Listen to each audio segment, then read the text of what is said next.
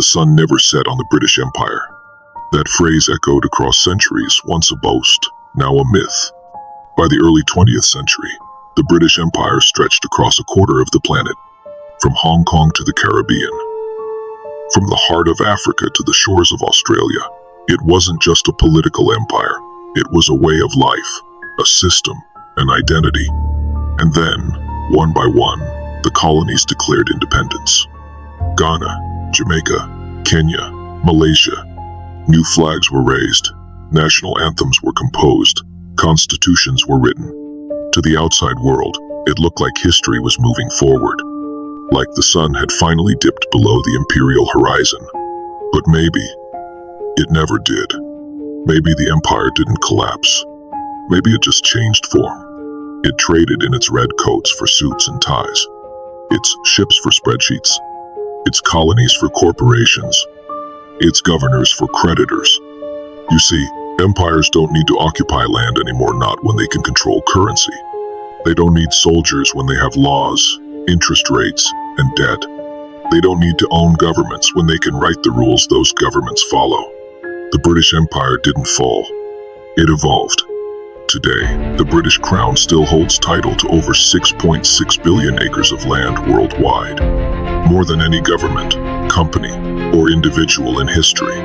That includes vast swaths of Canada, Australia, New Zealand, the Caribbean, and yes, even parts of Africa.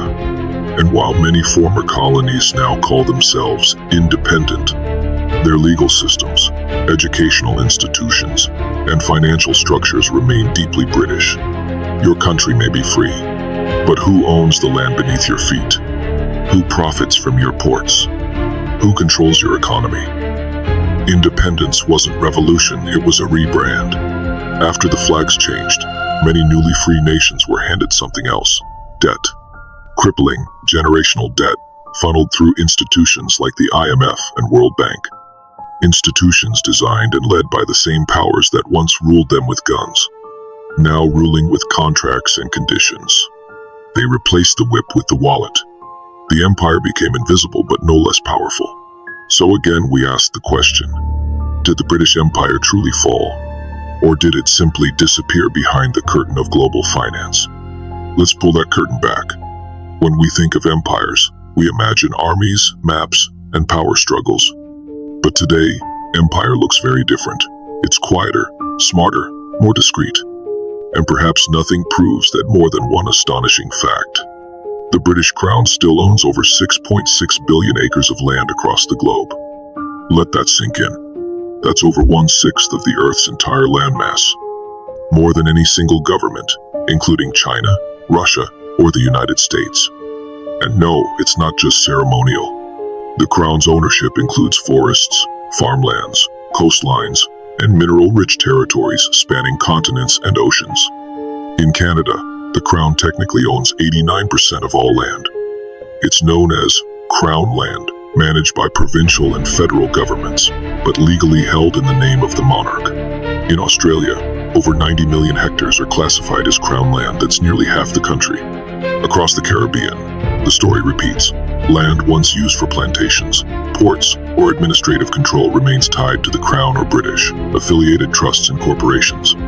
Even in Africa, land rights are often murky, with colonial-era legal systems still determining how territory is registered, used, and inherited. So again, your country may be independent, but who holds the title deeds? Let's talk about how the Crown does this. There are three key entities that manage these vast holdings. The Crown Estate, a real estate empire worth over £16 billion.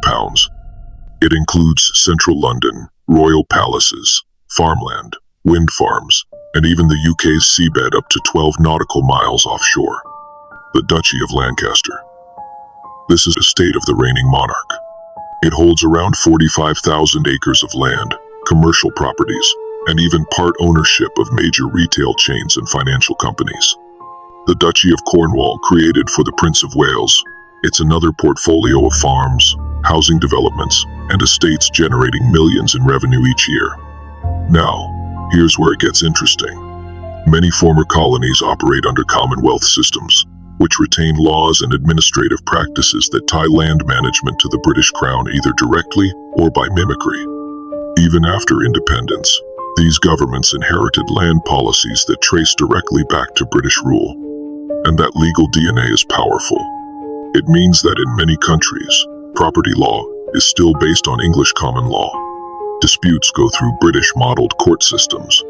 Even land reform, when it happens, has to contend with structures built to benefit colonial rule, not local communities.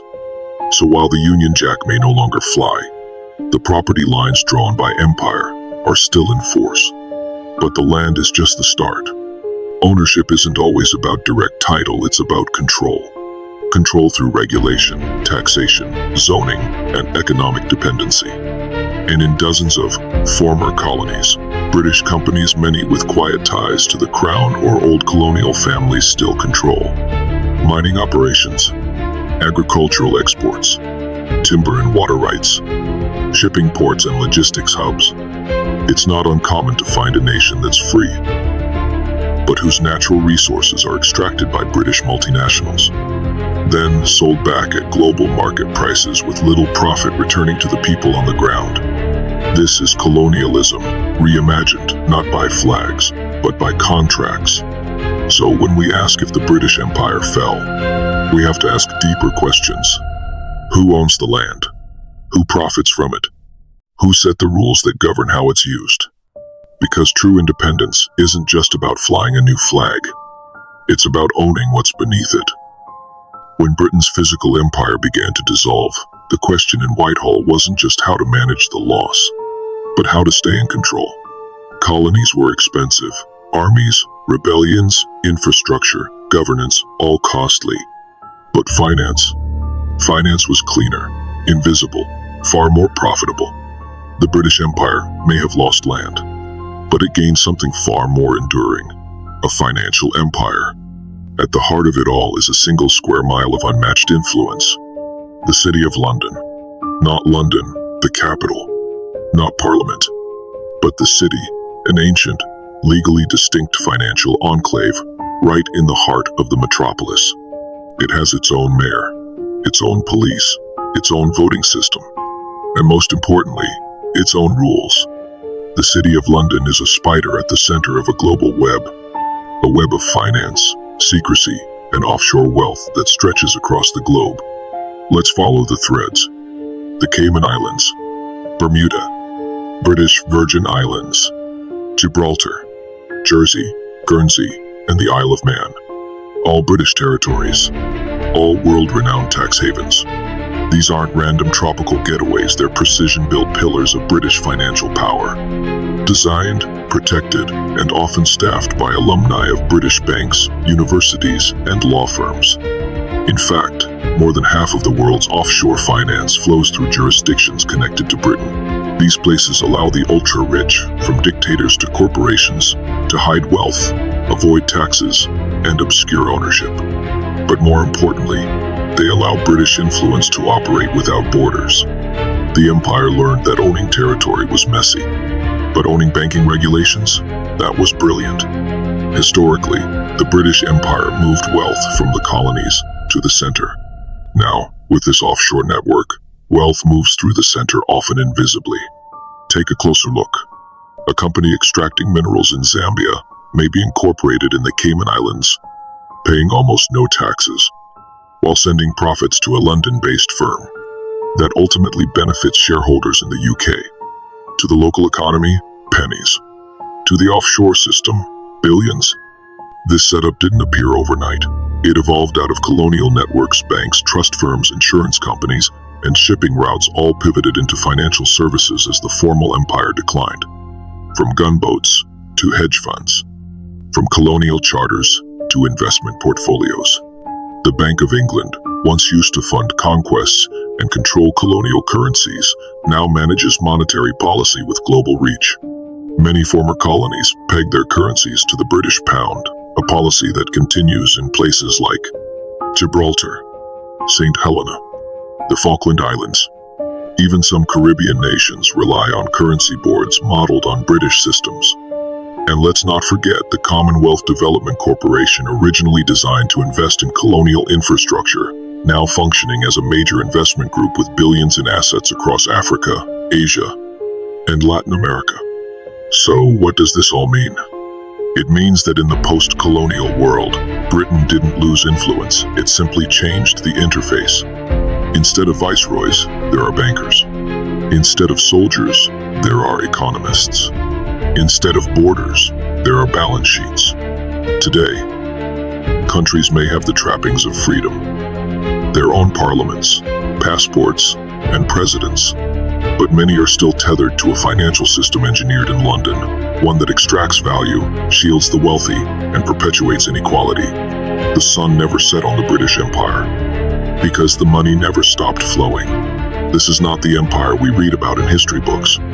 There are no maps in red, no speeches on balconies, no declarations of rule, but it is an empire, nonetheless, of contracts, credit, and quiet control, and it continues to shape the destiny of billions.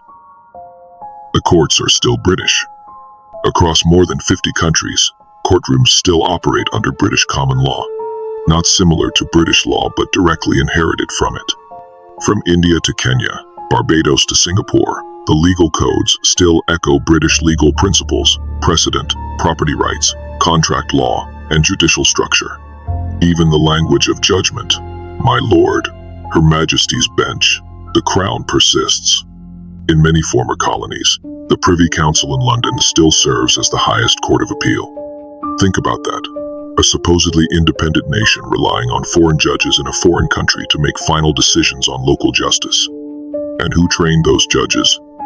Who wrote those legal textbooks? Who decides what counts as law and order?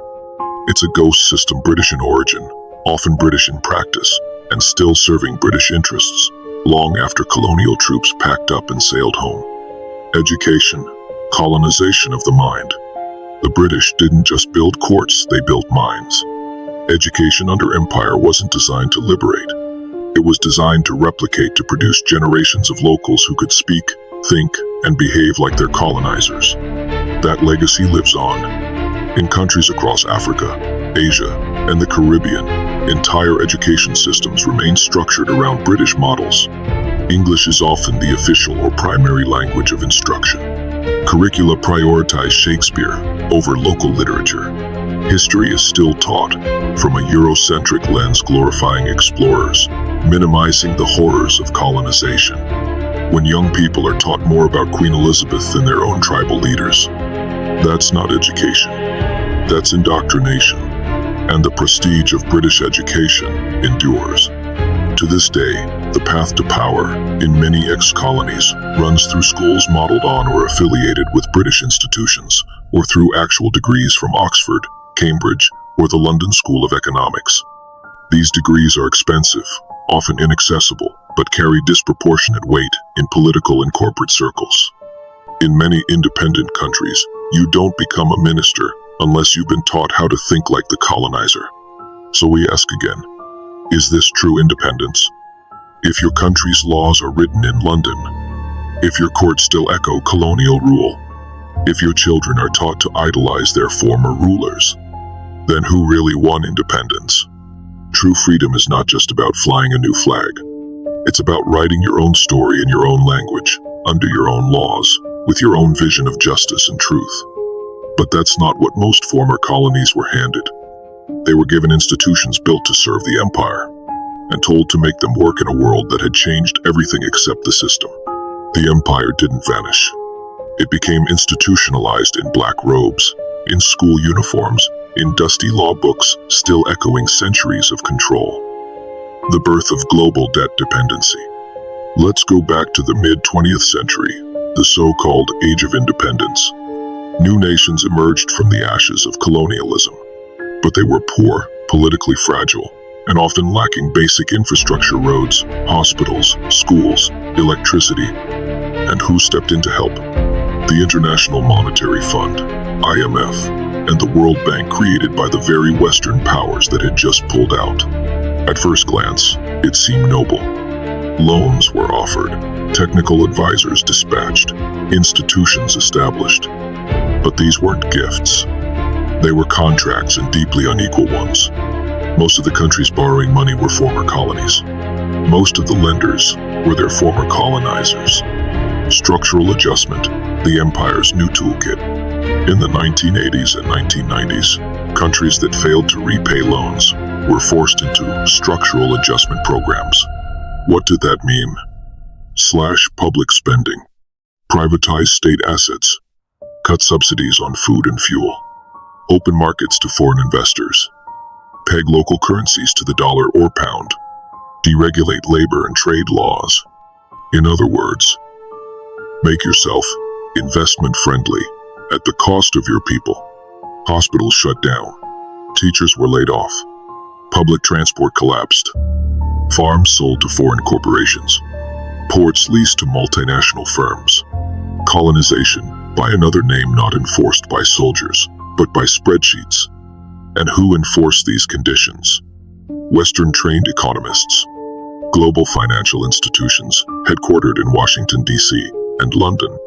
Advisors from places like the London School of Economics, the same schools that trained colonial administrators a century earlier. Some even returned to the same countries they once governed, this time with briefcases, not bayonets. Empire 2.0 global, quiet, effective. This was the genius of the new empire. No need to station troops, debt ensured compliance. No need to own land, trade deals secured access. No need to install rulers, elections did that job. Just keep control of the conditions, and you control everything else. Countries may have their own currencies, but the interest rates are set abroad. They may have their own governments, but their budgets must be approved by foreign lenders. They may have their own laws, but they are written under the watchful eye of the same financial colonial powers. Instead of occupation, they got obligation. Instead of domination, they got dependence. And perhaps most tragically, they were told this was their own doing, that it was their failure, not the system's design. But it wasn't a failure. It was the plan. We've been told the story of independence. Now it's time to write a new one that isn't just about flags and names and national holidays, but about power, sovereignty, and true freedom. Because history didn't end when the British packed their bags. It just went underground. And it's time we brought it into the light. The British Empire didn't fall. It learned how to hide.